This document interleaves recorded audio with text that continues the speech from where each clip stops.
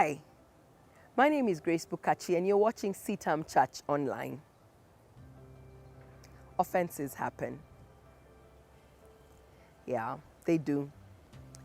And many times as Christians, we don't address them, and it builds and perhaps creates walls, or sometimes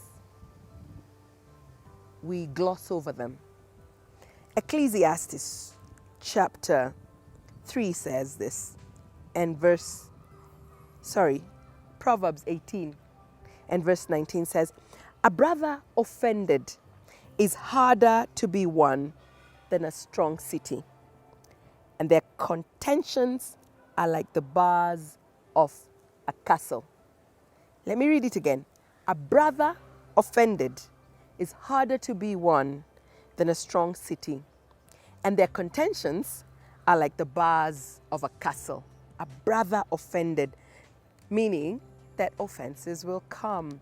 Parents will offend children, children will offend parents, siblings will offend each other, parents will offend their children. So that's a reality that we need to face, that offenses do happen, but then we don't stay there. As believers, we press beyond that point and we look for ways to make peace. And the word of God in itself is peace. So when offense happens, what do you and I do?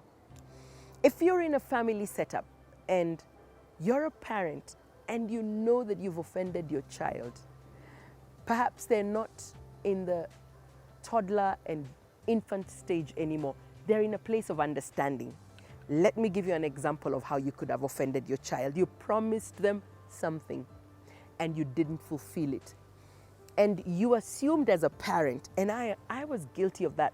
One of my children, I promised them that I would buy them a bicycle when they had done well. And they did. I didn't have the money and I didn't have the guts to tell them that they were not going to get their bicycle.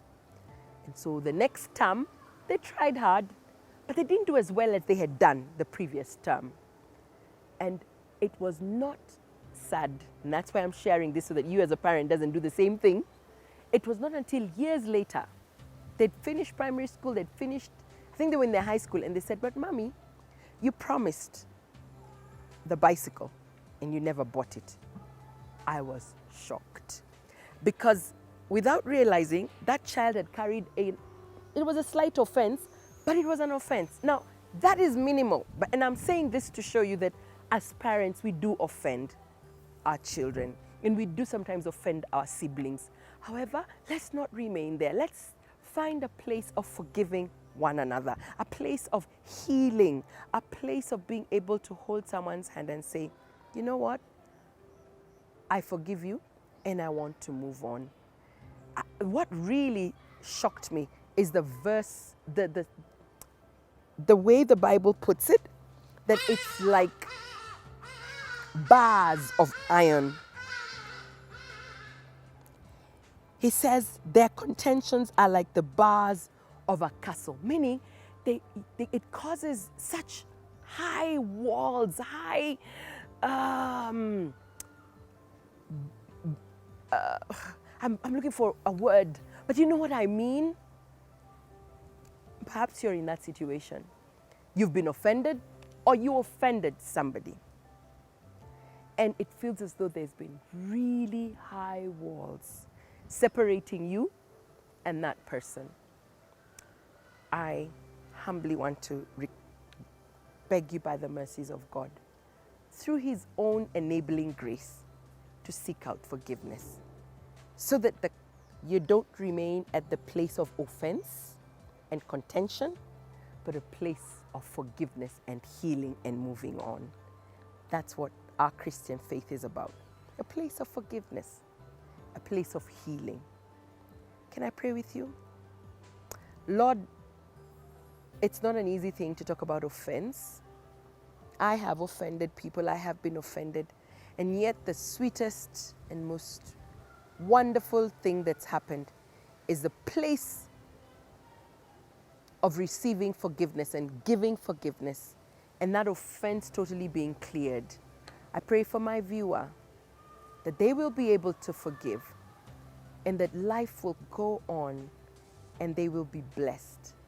I thank you, Lord, and I praise you because you're our Lord and you're our Savior. You say, my peace I give to you, not as the world gives do I give. That's who you are. You don't give in worldly standards. You give it as our Creator and enable us to share this peace, this state of being forgiven, the state of releasing offense. We say in the Lord's Prayer, Our Father who art in heaven, hallowed be thy name. Thy kingdom come. Thy will be done on earth as it is in heaven. Give us this day our daily bread, and forgive us our sins as we forgive those who sin against us. Lead us not into temptation, but deliver us from evil. For thine is the kingdom, the power and the glory forever and ever. Amen. God bless you. See you next time on CITAM Church Online. Bye.